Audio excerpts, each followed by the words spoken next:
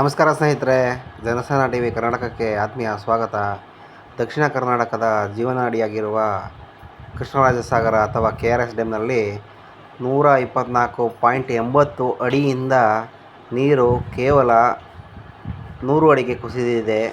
24.80 ಅಡಿ ನೀರು ಕಡಿಮೆಯಾಗಿದೆ ಸ್ನೇಹಿತರೆ. KRS ಡ್ಯಾಮ್ನ ನೀರನ್ನು ಅವಲಂಬಿಸಿ ಜೀವನ ಮಾಡ್ತಾ ಇರೋ ಕಾವೇರಿ ನದಿ ಪಾತ್ರದ ರೈತರು ಹಾಗೂ ಕುಡಿಯುವ ನೀರಿಗಾಗಿ ಅವಲಂಬಿಸಿರುವಂತಹ ಮಂಡ್ಯ, ಮೈಸೂರು, ಬೆಂಗಳೂರು ಜಿಲ್ಲೆಗಳಿಗೆ ನೀರಿನ ಅಭಾವ ಎದುರಾಗುತ್ತದೆ ಸ್ನೇಹಿತರೆ.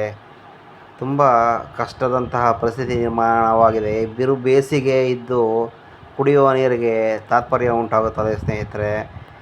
ಹಾಗಾಗಿ ಆದಷ್ಟು ಮಿತವಾಗಿ ನೀರನ್ನು ಬಳಸಿ ಅಂತ ನಮ್ಮದೊಂದು ಪ್ರಾರ್ಥನೆ.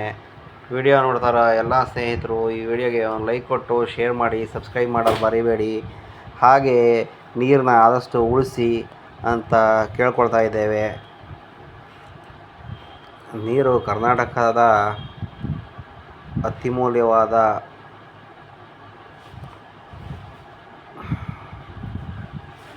ವಸ್ತು ಆಗಿದೆ.